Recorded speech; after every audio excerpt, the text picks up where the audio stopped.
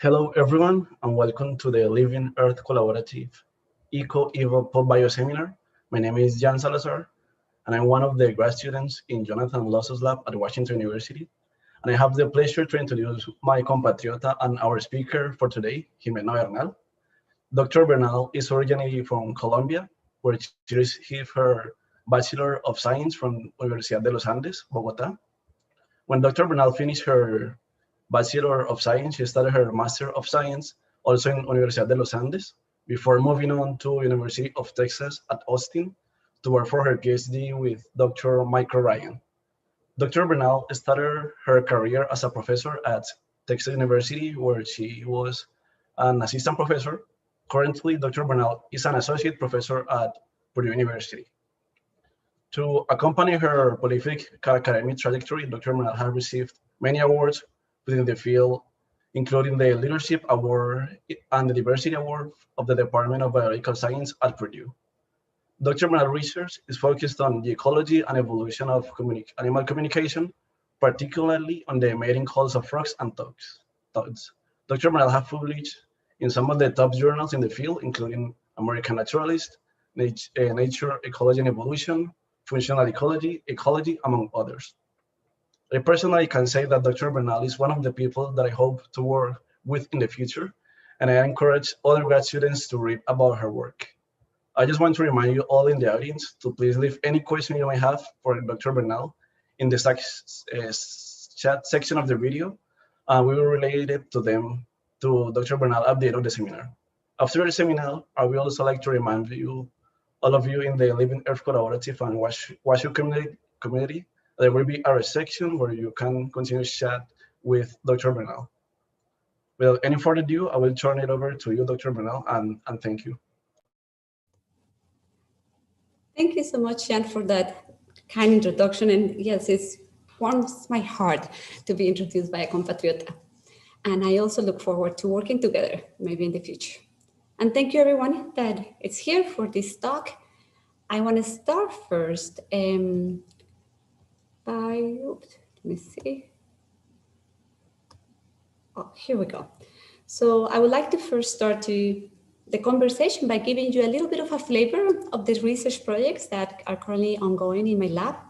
And we can generally divide it into three different categories. We're interested in understanding how some species become invasive, predator-prey interactions, and the effects of noise and light pollution. And we do this under the lenses of behavioral and sensory ecology. We address these questions from different levels of analysis, from the individual, and neurophysiological and genetic approach, all the way up to the community.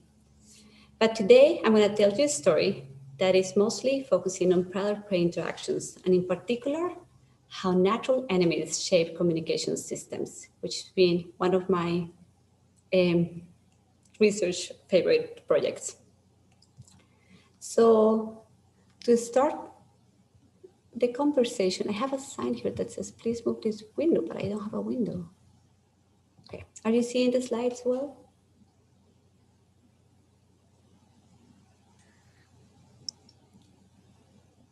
Yes, yes, oh, there's something in the chat. Okay, yes, thank you. Thank you for letting me know. Okay, so to start, I wanna talk about ornaments, and the use of ornaments to increase attractiveness to mates is widespread across the animal kingdom. Across taxonomic groups, oh, there's another message in the chat.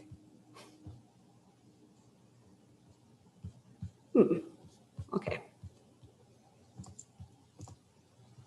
But there's a message saying to move the window at the top. I know, I can't get rid of that message. Please move this window away. I can't move it.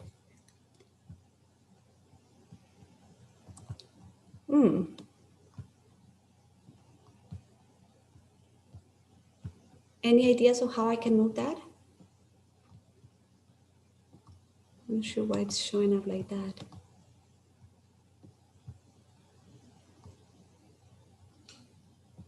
Everywhere I move it, it's always there. Oh my goodness. Okay, is it okay if I keep going like that? Okay, I think it's okay. We can see most of the slide. Okay, I'm sorry about that. I'm not sure why I get that, why you're not seeing the whole slide. Okay, well, let's continue. I'm sorry about this delay to start talking. Okay, so ornament signals, as I was saying, they're widespread and they are common. Ornaments are common across the animal kingdom, and males in particular deploy conspicuous and highly exaggerated traits during the breeding season. Visual ornaments are particularly appealing to human observers of those interactions, like you and me. However, ornaments extend beyond the visual realm, and today I'm going to be talking about acoustic ornaments.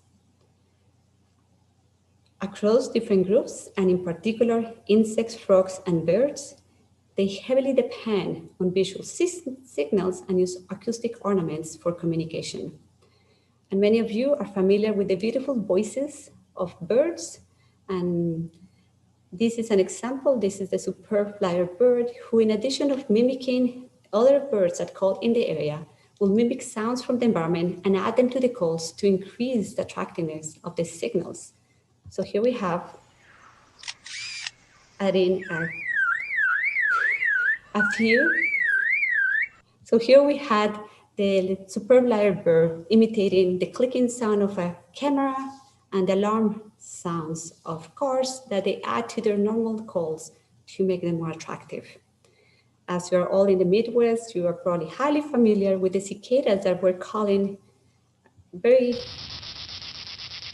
not so long ago in the summer all around us in the forest. And of course, the beautiful voices of frogs cannot be ignored. And this is the call of, losing my mouse. Oops, sorry about that. This is the call of my favorite species from Panama, the gladiator frog. So with that, these elaborate traits have long fascinated and puzzled scientists and biologists, and Darwin was not exception. He struggled to understand how these traits could evolve when they seemed to put the barrier, the organism that had this trait, at a particular increased risk. Since Darwin, however, we have taken large steps forward to understand sexual selection. And now it is well recognized that males produce signals, mating signals, that are directed intended to female receivers. And those females, in contrast, impose selective pressure that shape the evolution of those signals. Mating signals, however, are often intended for multiple target receivers and are often used to also deter rival males, who in turn also impose selective pressures. However, there are other players in communication systems. As Darwin recognized early on, conspicuous mating signals are exploited often by non-target receivers. And I'm particularly interested in cases in which those non-target receivers are from different trophic levels. So they're natural enemies like predators and parasites that take advantage of the signals to find their prey or host. As these non-target receivers in turn impose selective pressure that also shape those signals. And this is what we normally call eavesdropping, and Pick defined it as the use of information in signals by individuals other than the primary target. We know eavesdropping is widespread, it's very common. It happens across all sensory modalities and across very diverse taxonomic groups. Here, I'm illustrating this with the frog eating bat, Trichocirrhosis, that is attracted by this frog that was calling to attract mates and instead got a bat.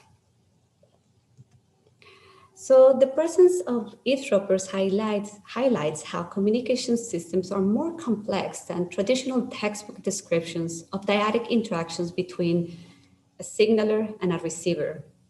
And instead, we can think about signals that are associated with multiple receivers, some intended, some not intended, through what we call a communication network. And oftentimes there are at least 3 or more kind of receivers. And to fully understand the evolution of signals and the ecology of signals, we cannot ignore the rest of the receivers. Communication networks can be very complex, and oftentimes a single signaler can be associated with multiple intended and unintended receivers. Here we have the example of the tungar frog and all the eavesdroppers that are associated to its call. So when this frog is calling to attract a mate, and at the same time it's attracting other frogs, arthropods like spiders and crabs, frog-eating bats, frog-biting midges, and even opossums that are attracted by the call and come to get a blood meal. So today I'm going to be talking about this group of eavesdroppers, the frog-biting midges. They're in the family Coretrellidae. It's a monogeneric family. And it's a relatively small family with about 112 species and counting. And they're tiny. They're about 1 millimeter. So imagine the size of a fruit fly, Drosophila melanogaster. But instead of being all chubby, they're mostly legs. They're really small and they looked a lot like mosquitoes.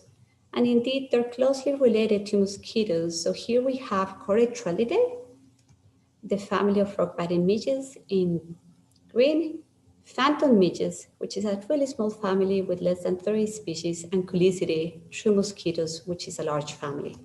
And these relationships will become important later on in the talk when we talk about other aspects. In this family, females, like in mosquitoes, are the ones that are attracted to a host to get a blood meal, and they need the blood for egg production. So it's closely linked to their fitness. And I'm going to be focusing on their interactions with their preferred host, the tungar frog in Gistomys pustulosus. And here you can see a frog that is calling. You can see the large vocal sac that is here. And at the top of the nostril and on the head, you see all of these tiny flies. Those are the frog-biting midges that came to get a blood meal. And if you have a good resolution screen, you may be able to see the red bellies that are engorged of the females that are feeding. And most of the work that I'm going to mention today took place at the Smithsonian Tropical Research Institute in Panama, where both frogs and flies coexist. Okay, so when we're thinking about this communication network, the first requirement is that these eavesdroppers are truly part of the network. And while a lot of accounts of eavesdropping are in the literature, many of them are based on anecdotal evidence. So it's really important to really narrow down that the eavesdroppers are connected, that they're using the signal as a beacon. So that's the first thing that we try, and we ask, are the midges relying on the sound to find their host? So to do that, we use acoustic traps like the one here. Here we had a speaker at the bottom from which we could play frog calls. Like in this case, we're playing a frog call, and then a little fan and a collection chamber on top. So any small insect that comes attracted to the call goes up and is collected in that chamber. And the first experiment had two of these traps, one that will play silence and another one that will play a tungar call, tungar frog call, tung. And this is the photo of the first trial that we did. So here's the number of flies on the trap playing silence and the number of flies on the trap playing tungar frog calls. But let's look at the data. So what we have here is that the call is sufficient to attract frog-biting midges in great numbers. They don't need other cues to be attracted to the frog. And in half an hour, we can collect up to 200 flies coming to a male calling at an average call rate. However, it is possible that they could be using other cues in addition to the sound. So we tested this in a variety of experiments. And here I'm going to show you just one where we try 3 traps. And we use, in one of the traps, we release CO2, since this is a common chemical cue used by hematophagous insects. From a second trap, we have a tungar frog call. And then we had a third trap where we had a frog that was not calling. And here we have the number of frog-biting midges that were attracted to those traps. And what you can see is that the call is not only sufficient to attract the flies, but it's necessary for them to get to the frog. So with this, we have confirmed that they use the signal as a beacon. But from an ecological and evolutionary perspective, we're interested in the effect they can have. Do they impose a cost on the signaler? And unlike the frog eating bat, in which the cost is very striking and fitness goes to zero when there is an attack, in frog biting midges, the cost may be a little more subtle. So one first cost that comes to mind is the cost of losing blood.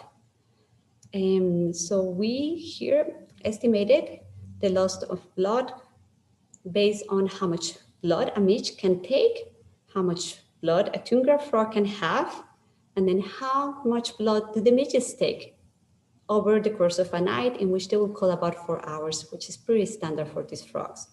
And what we find is that we estimate that they will lose about 10% of the blood volume in a single night. And this is a huge proportion. And to put it in contrast, when you go to the Red Cross to donate blood, you donate about that amount, they give you cookies and tea, and they tell you not to come back in 2 months. These frogs are coming to the curves night after night to call and are potentially losing great amounts of blood. In addition to that, they do anti-midge behaviors, defensive behaviors. So when the frogs are attacked by the flies, they swat. And we hypothesize that this could come at a cost. And this is because the frogs have a tremendous vocal sac that is really large, as I showed before. And because of this large vocal sac, they cannot swat and call at the same time. Here on the right, we have a frog in the middle of swatting, so you can see the front leg, and it's trying to get rid of the flies. So basically, they have this trade-off between swatting and calling. So to examine this, we work with Brian Lebel, who is a doctoral student in my lab, and Lynn Beatty, who did her master's with me and now is assistant professor at Penn State. We went to the field and recorded tundra frogs calling in the wild with a variety of numbers of flies, swatting, calling. We recorded over 100 videos, from which we had 85 that were high quality, that they will allow us to count the number of flies and with confidence assess both calling and swatting behavior. So based on that, we use a piecewise structural equation modeling to parse out the effects of these different factors. The data set that I'm going to show you is part of a larger project in which we're particularly interested in looking at the relative effect of male-male competition, rival males, and eavesdroppers at call elaboration. But for the purposes of this story, I want you to pay attention to only some parts which I will highlight. This paper is in review in AMNAT, so hopefully you will soon get a chance to read it once it comes out. So here we have the effect of the midges, the anti-midge swats, and call rate or call shock. So we're going to focus in on those relationships. Okay, so here we have the results. And what I want you to see first is that, not surprisingly, the midge have a direct effect on anti-defensive swats. So the more flies are attacking them, the more they swat. So that's a positive relationship. But the more they swat, the less they call. So this defensive strategy is reducing the call rate that is achieved by these males. We did not find a direct effect with call elaboration, but there's a partial correlation that is interesting, even though it's indirect, between anti-defensive swats and call elaboration, the chocks that they're adding. But the main effect is through how much they're calling. So defending yourself from the flies affects your call rate, but does it matter? Well, the only way to know about it is to really ask the female frogs. Are these differences in call rate selling to females? And from what we know from previous work by Jaime Bosch, Stan Rand, and Mike Ryan on female choice to different call rates, is that it will matter. What we have here is the call rate equivalent to a male that is calling without flights, which is one call every 2 seconds, and a call rate of a male calling with a lot of flies, which is 2.5 standard deviations from that mean. And what we see is that females are preferentially attracted to a call rate that is equivalent to a male that is calling without swatting. So based on this, I will say that swatting comes at a cost. And basically males have this trade-off between swatting and investing in future reproduction, saving blood and being healthy, versus calling and then investing into current reproduction, trying to attract females. In addition, there's another player in the system. There are blood parasites, Trypanosoma tungarae, that are transmitted by the flies. So as mosquitoes that transmit disease to humans and many other animals, the frog-biting midges transmit this trypanosome that we name to honor tungara frogs. So because this trypanosome is transmitted by the flies, there's sexual dimorphism, there are sexual differences in prevalence. So the trypanosome mostly is found on males. And what we have here is the proportion of males that were infected. When we sampled them, this was about midway through the season, the breeding season. But what we know right now is that at the beginning of the season, very few males are infected with trypanosomes. And as the breeding season progresses, more and more males become infected. So in this case, about 40% of the males were infected with trypanosomes, and less than 1% of the females were infected. In frogs, in tungara frogs, as in most frogs, females do not call, and thus are not susceptible to attracting midges directly and being bitten and then getting trypanosomes. So it was a little troublesome to understand how this one got infected, but we got some clues one field season in which their midges were very abundant. It was a fantastic season, well, for us, for the frogs. And female frogs often choose frog-biting midges, males that are full of frog-biting midges. So this is one of those cases. You see the female at the bottom, the male is on top on amplexus, and he's covered with flies. And when we see those cases, sometimes we see that the flies walk from the nostril of the male to the female and bite her. So this is basically a disease that is caught during amplexus, like the equivalent of an STD, but for frogs. So this is a potential important cost, but does it change behavior? Does it affect the frogs? And we know that it has some effect. We did this work with Yvonne Much, who was a postdoc in my lab. And when we go to the field and look at males that are calling at breeding areas, what we see is that infected males have lower body condition index. So that is that they're very skinny for their size. Uninfected males, in contrast, are chubby and healthier. In contrast to what we will expect, though, infected males are more likely to call. So what we did is we followed these males for 7 days, and we scored how often they were calling during the night.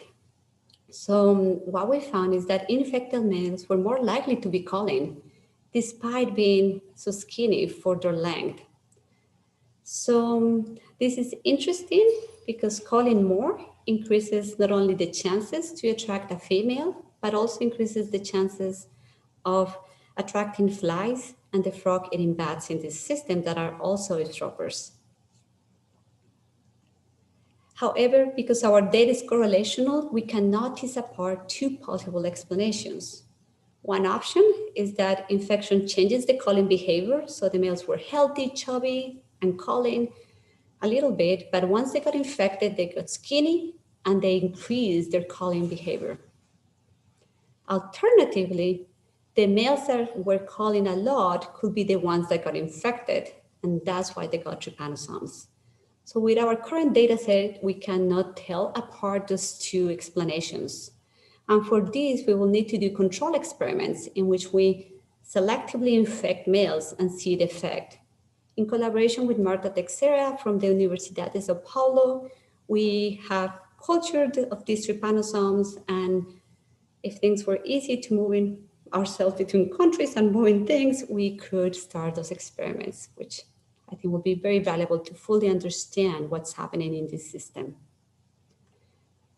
Okay, so thinking about the cost imposed by the midges, the males are calling to attract females, they attract flies, they lose blood, they get a blood parasite, trypanosomes, and they decrease the chances of attracting a female because they're decreasing their calling rate. So I would like to argue that these frog-biting midges do impose a significant cost on the signaler. And in addition, that we have a case in which non-target receivers are imposing both direct antagonistic selection to females as well as indirect antagonistic selection through disease. But when we're thinking about ornaments, it's important to consider how those will be appreciated. And as we all know, beauty is a subjective matter. And as a sensory ecologist, we will say that beauty is in the sensory filter of the beholder. So ideally, we want to know how the sensory filters of both target and non-target receivers compare to each other. So for instance, we can think about female frogs and male frogs, the target receiver, and we know a lot about how they perceive variation in signal, in the mating signal. So if we had two axes of variation, we could map saliency and attractiveness to them. If we knew that for predators and parasites too, we could compare the two, which would be a valuable way to look at the landscape of possible ornamentation and the constraints that eavesdroppers impose on signal elaboration. A first step in that direction is we have taken it by investigating how both target and non-target receivers respond to signal variation. In this species, the males produce two types of calls. So what we have here is we have at the bottom the spectrogram. So we have frequency on the y-axis and time on the x-axis. And the dominant frequency is down here, the one with most energy. And here we have the oscillogram at the top. And this illustrates the simple call that is the one that males make when they're calling by themselves, when they're calling alone. And it's a frequency modulated whine that sounds like this. However, any male can facultatively add secondary components that we call chocks.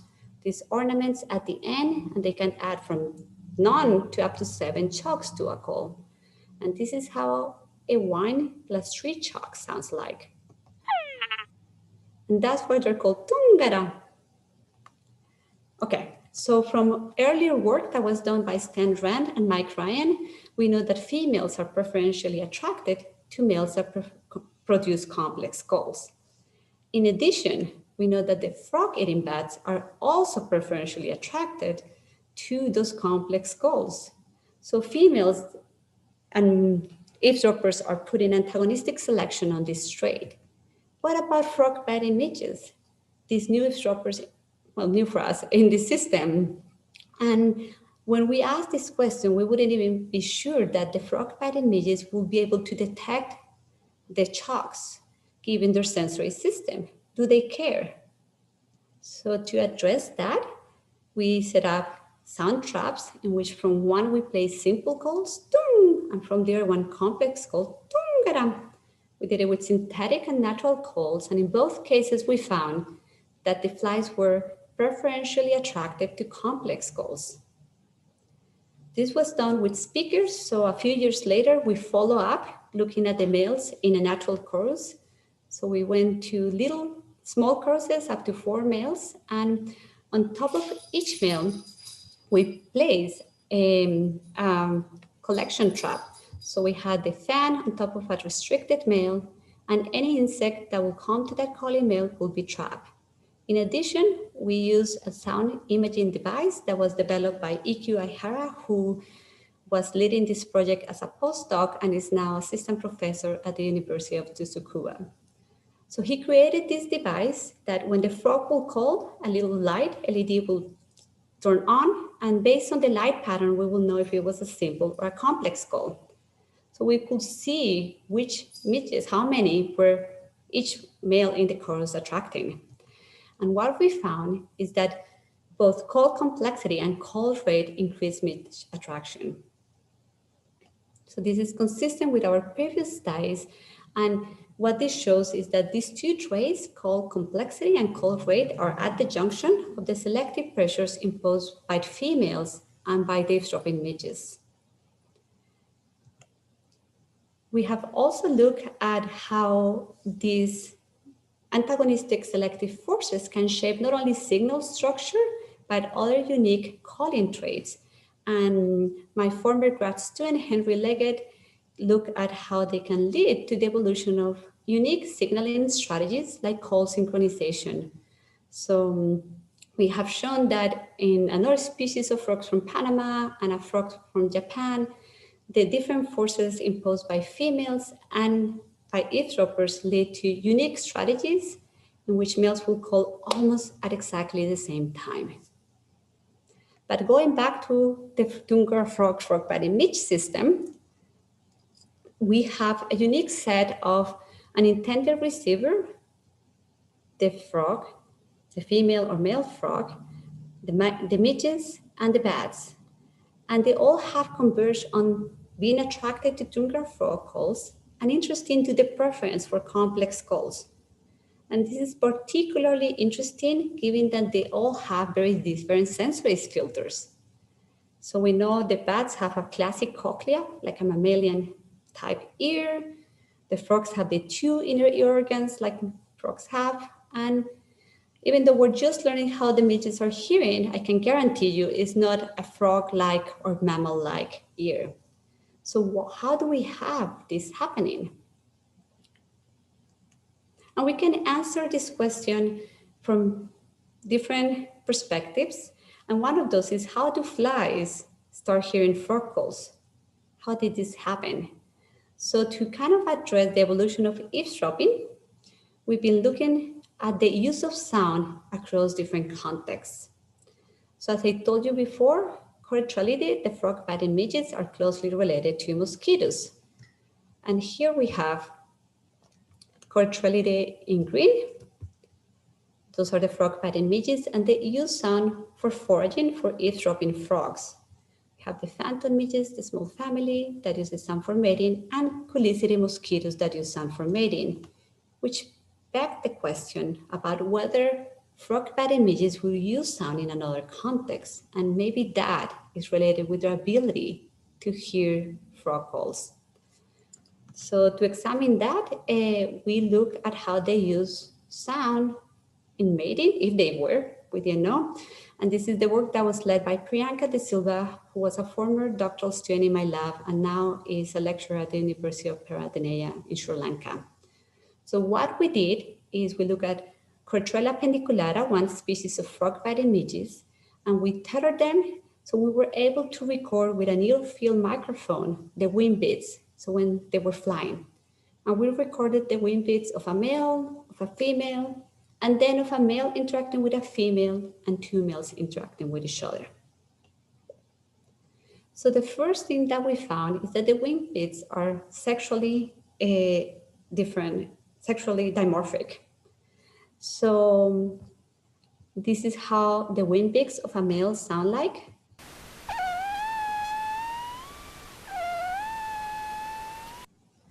And I'm gonna play how the wing beats of a female sound like.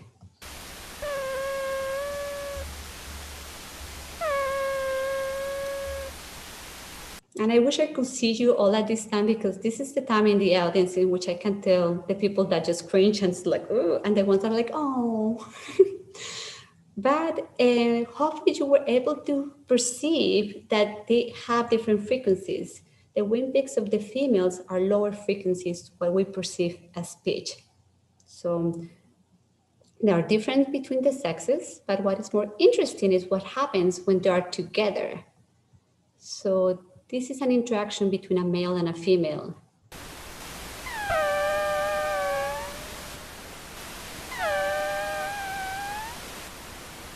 They're so cute.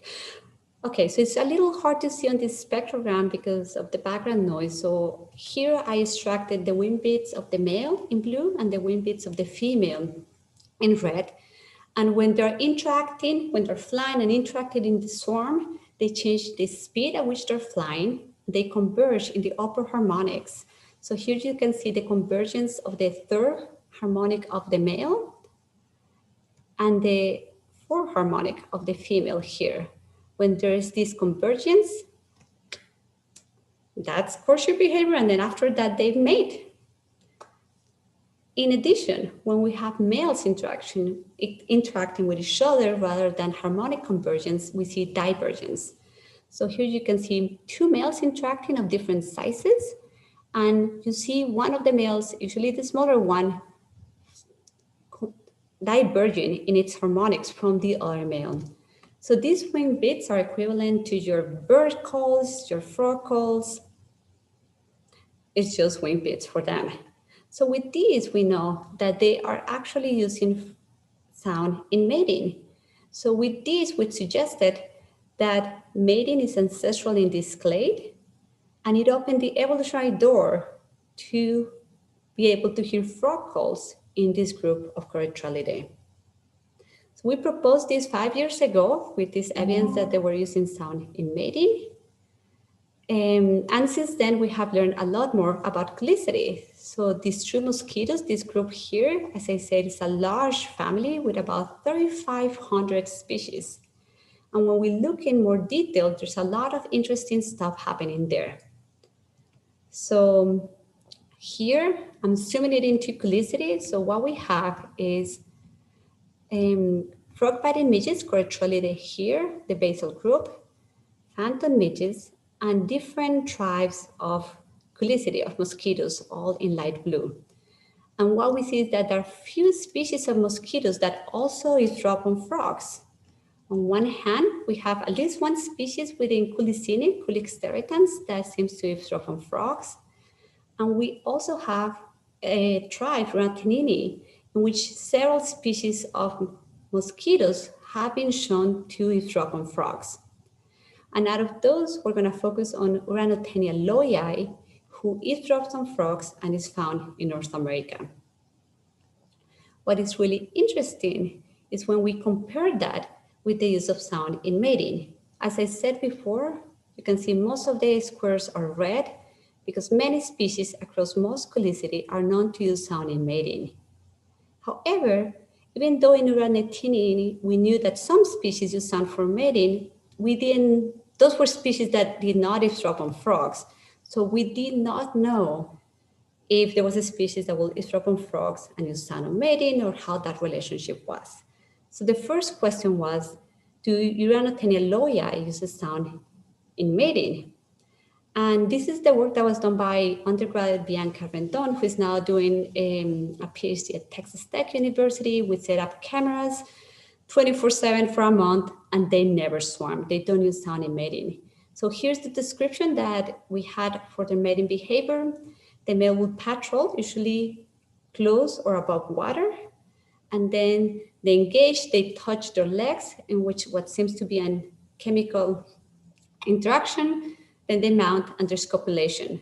So this is a really interesting species because now we have a case in which we can say they don't use sound for mating, but they use it for localizing frogs. So this is a unique opportunity to understand those traits that are only related with hearing frog calls and not with mating, and to compare it with what everyone is doing, their species are doing in this clade.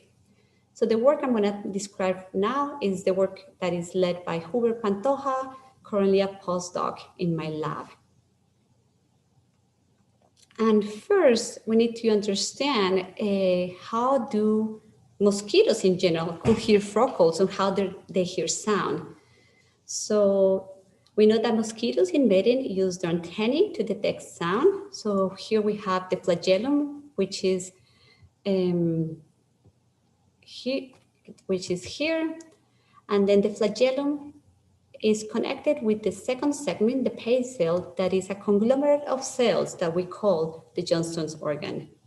Until very recently, these flagellar ears were assumed to only work under really close distance from the sound source in the near field. Just about a year and a half ago, we learned that they could be used from farther distances. However, they're also only sensitive to low frequencies. So initially, we rule out the possibility that the frog-biting midges and frog-biting mosquitoes were using the antennae to detect frog calls. But after many years of looking for a tympanic ear, we came back to evaluate the antennae as a candidate ear. And this is the work that I'm doing in collaboration with Ron Hoy from Cornell University. So as I said, we don't know until no one has looked at how they can be using frog calls, how can they detect them. So what we did is we did single source recordings at the JO using neurophysiology, and we play the barking tree frog call to Ornaments loyi to females as we were recording the neurophysiological response. And that's what we have here. So you can see the very close match of the neurophysiological response on the auditory nerve when we play them frog calls. We also evaluated how they respond to frog calls of different frequencies, and the louder the frog call, the larger the neurophysiological response. So now we have the first evidence that the antennae is indeed involved in detection of frog calls. So with this in mind, we have looking at how does the antennae of this unique species, Urbanization loyi, that can hear frog calls but doesn't use sound in mating, compare to the antennae of other mosquitoes? So from each one of the main tribes of mosquitoes, we chose a representative species for which we could compare the antennae. So all the ones that are in blue use sound only for mating, and Urbanization loyi in orange uses sound only for foraging, for eavesdropping on frog calls.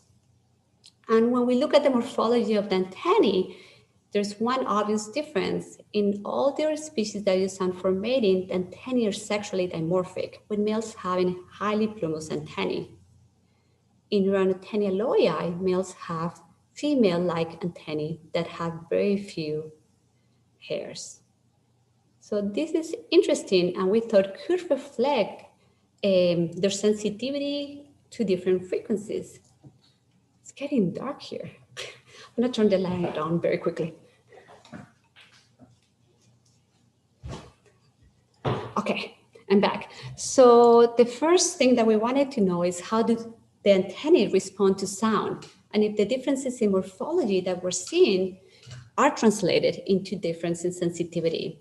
So to address this, we work not only with Ron Hoy, but with Ron Miles, who is an engineer from SUNY Binghamton, and we work with 3 students, well, Brian LaBelle in my lab, Hur Pantoja, that at that point was not in my lab, who is a bioengineer, and Jin Xu, who is an engineer.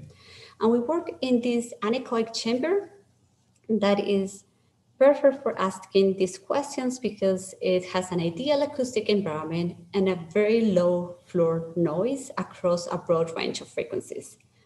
So what we did is we will immobilize the midge or the mosquito in a pipette tip, and then we will shine a laser to the antennae as we were playing sound in that chamber, and we could detect from outside how the antennae was moving. So we will get this kind of data. Here we have the mechanical response of the antennae to sound across frequencies for male and female Urbanization loyi. So this is the mosquito that bites frogs and doesn't use sound in mating. So we have on the y-axis the relative vibration velocity, which is how much the antenna is moving relative to the air, which is a proxy for how sensitive the antenna is and to which frequencies it is sensitive to. So once we have this characterization of the biomechanical response, we can compare species. And one way of characterizing this response is looking at the resonant peak, which is the peak at which they are more sensitive to. And we can do that across species. So what we have here is the antenna resonant peak in red for females and for males for all the species, including Uranothenia loyi. And what you can see is that in general, the antenna resonance has a peak at higher frequencies for male than the female. However, I think it's important to think about the sounds that they're using and the stimuli that basically is meaningful for them. So we can compare this with the wind beats that males and females are using in mating, as mosquitoes use it in a very similar way to what I described for frog-bitten midges, to detect the female and to converge on on the harmonics. So if we look at the wind beats, we can map the wind beats for both males and females of each species, and this is what we have. Here we have at the bottom of each one of these panels, we have the antenna resonance for both sexes at the top and the wind beat frequency at the bottom. And I want you to notice how, in general, what we have is a relatively good match. These peaks are very broad, so the variation is expected, but we see a match between the resonant peak of the male and the wind beats of the female. And this is true even in Uranothenia loyi, in which sound is not used for mating. So we can then ask, well, how do they respond? How does this relate to the frog calls? And in green, we have here the frequency, dominant frequency of the calls of the barking tree frog. And what you can see is that it matches, it's very close to the resonant peak of the antennae of females, but still it's not right there. And that same sound will be potentially attractive to a lot of the other mosquitoes. So what we argue here is that we have biomechanical evidence that shows that the antennae likely evolved under strong selection for mating, what we had proposed before, but now we have the biomechanical mechanisms that explain this. But it allows them to hear frog calls, and so far we don't see big adaptations, at least in Uranothenia loyi, to detect frog calls. Okay, so with that, I'm going to close this section telling you a little bit about one of the aspects that we're also interested in examining, and is how human-driven changes are altering these communication networks. And we basically are interested in the role of noise and light pollution and how they may affect these predator-prey interactions. This is work that was led by Tegan McMahon a few years ago. And what we did is we were in Panama, from Panama City to Gamboa, those of you that are familiar, which is a primary forest, and we sampled light, and not surprisingly, the city has higher light intensity at night. We also sample the amount of noise pollution, and the cities are also noisier than the forest. And then we went across this transect looking at over 40 different breeding areas, breeding puddles for the frogs, and look at the abundance of the frogs. And what we found is that the frogs were equally abundant throughout the transect. Interesting though, their enemy, the frog-bitten midges, were not equally abundant. So frog-bitten midges are in very low numbers or absent completely in cities and only available at night in the forest. So this correlation highly suggests that light and noise pollution could affect this interaction. However, it's unclear why the midges were absent, and you could think that in the city there could be other explanations that could explain this correlation, like the use of pesticides that is heavily associated with human inhabitants. So to address that, we did some experimental work in which we played calls using sound traps, and we added either light or noise. And this is what we found. Both light and noise have a tremendous negative effect on frog midge attraction. What we have here is on the x-axis, light intensity, and the number of midges on the y-axis on different treatments. And when there's no noise and low light intensity, we capture a lot of midges in 20 minutes. But as soon as we either increase light intensity or increased noise level going down here, we see a tremendous reduction on the number of midges attracted to the speakers. Then we wonder how exactly is this affecting the frog bite and midge behavior. So we did some experiments in which we had little cups with males that were calling, and we added 20 flies, and we will have those running under natural conditions with an artificial light or artificial noise. And this is what we found. Here we have the number of midges that were on or in the container with the frog. And what we found again was that both light and noise had a tremendous effect on the ability of the midges to make it to the frog. We have no noise and no light intensity, like low light intensity, like natural conditions. Many of the midges made it, but as soon as we increase noise, we see a reduction. And as soon as we increase light intensity, we see another reduction. Indeed, in the only treatment in which we saw flies successfully getting a blood meal was in the no noise, low light intensity treatment. So with this, we know that the flies are restricted to low light and noise conditions. The frogs, however, are able to exploit the whole gradient and don't seem to be affected by the light and noise. And this can potentially affect not only this interaction, but we expect to have consequences on disease. And Stephanie Gutierrez, one of my current students, is looking at the presence of trypanosomes across this gradient, as well as looking at how trypanosomes affect antipredatory behavior.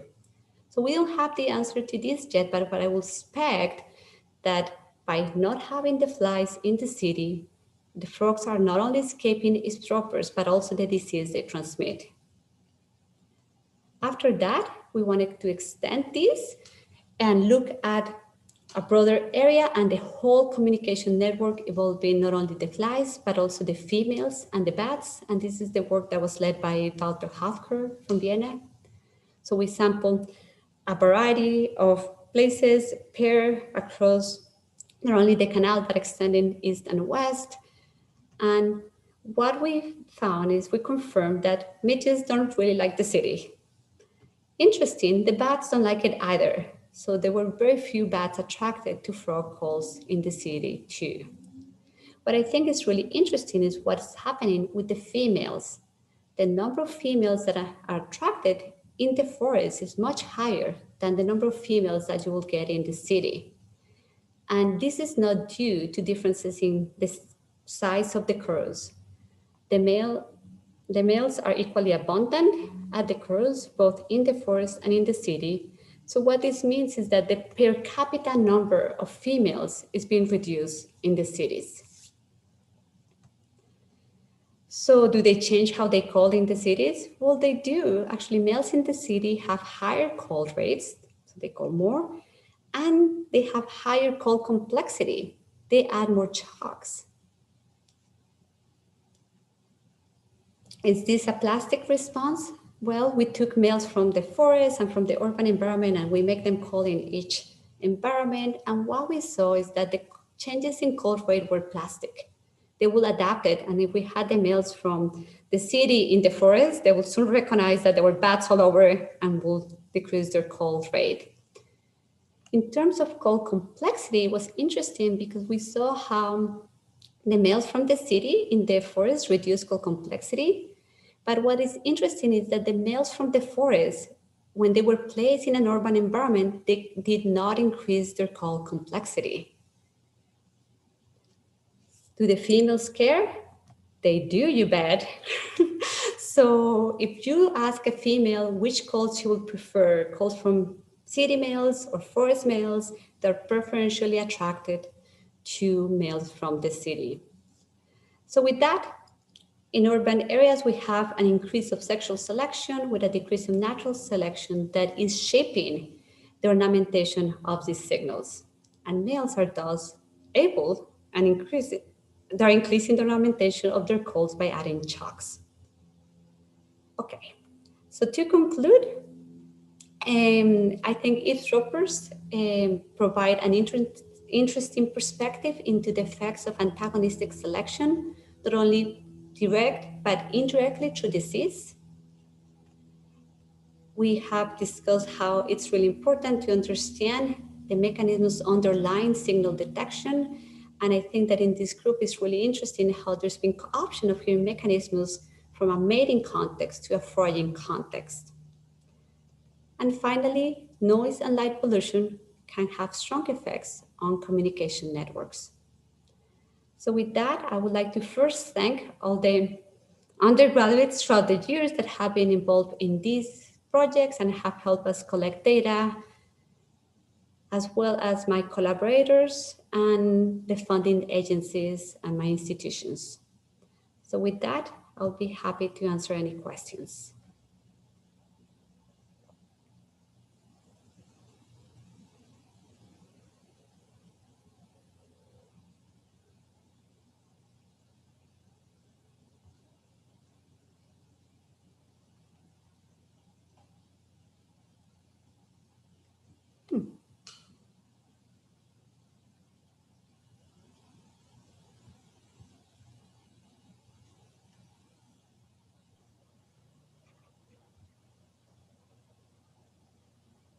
Thank you, Ximena, for that amazing talk. So I have a question from Brett Seymour.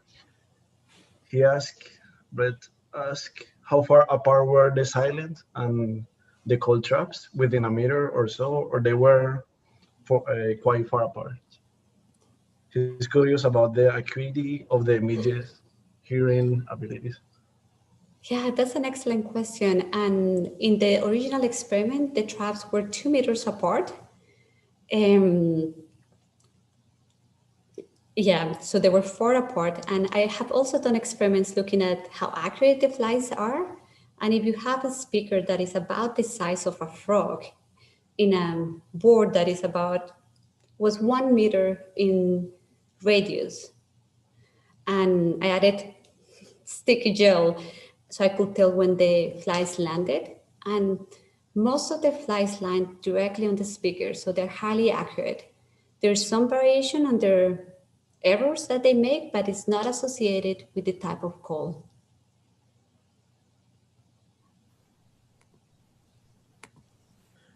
Yusan asks, do you think the evolution of mating call and preferences in the midges and mosquitoes could be influenced by selection to better adapt to detecting the call of the frogs? Yeah, that would be really interesting. So what we're seeing is that in the mosquitoes in Ranotaenia loei, they just seem to be hearing frog calls, they detect them, and the shift has been on the behavior, seeking that. But in corythrelids, the frog-biting midges, we actually have seen some adaptations on the antennae structure that we're working on. And I wonder if it had any effect on their mating behavior, but I don't know at this point, but that would be a great project to address that, yeah.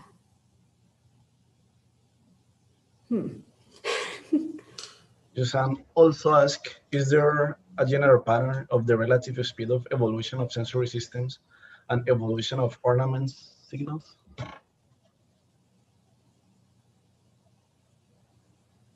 I don't know. We should test that, Yusan. That would be a great question. Yeah, I don't know the answer to that question, but there are some systems. I'm not sure this will be the best system to address that, but that would be a great. Oh, that's an awesome question. Yusan, we need to talk more about this. I mean. So Brett mentions that midges dropped off at 0.15 lux, which is full moon lighting. Is there an interaction with frog calling and lunar phase and/or twilight?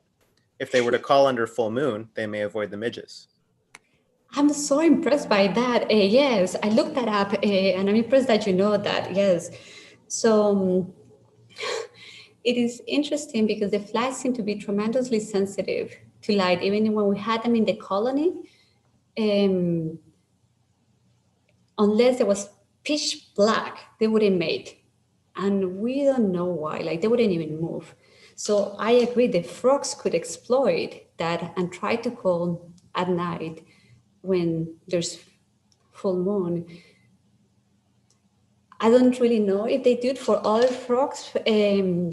People have suggested that they are more likely to call when there's moon because they can see the bats approaching. So that could be another benefit. In tungra frogs, it's interesting because there are two studies that have examined the effect of light. Well, two main ones. And we see that males are more likely to call when up to a certain level, when there's a little bit of light, not more much than what we showed. But the females are less likely to respond and choose males. So I think that that will also come into play. And we haven't fully quantified for this system, but it could be a solution to escape flies and bats maybe. And Ansley says, great talk, and asks, what other information is contained in these frogs' acoustic signals? And aside from predation, is call rate complexity a true signal of life, of any life history or fitness traits in potential mates? Yeah, that's an excellent question. We don't think so. So we look at whether there were some particular features of the frogs that could be associated with producing complex calls, adding chokes or the number of chokes that they add. And they are not a signal for body size or body condition index. And as far as we can tell, they're just a good predictor of how many neighbors they have because it's heavily associated with the social environment when they're competing. What we argue in a paper that we had about it is that a potential benefit of being attracted to complex calls may be increased effectiveness of attack. As far as we can tell, there are no other benefits, and complex calls are not honest signals of any particular traits.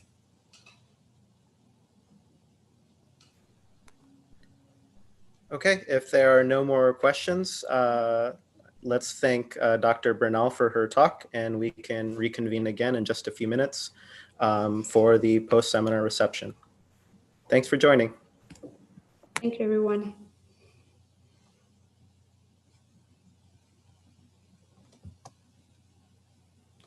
Oh my goodness.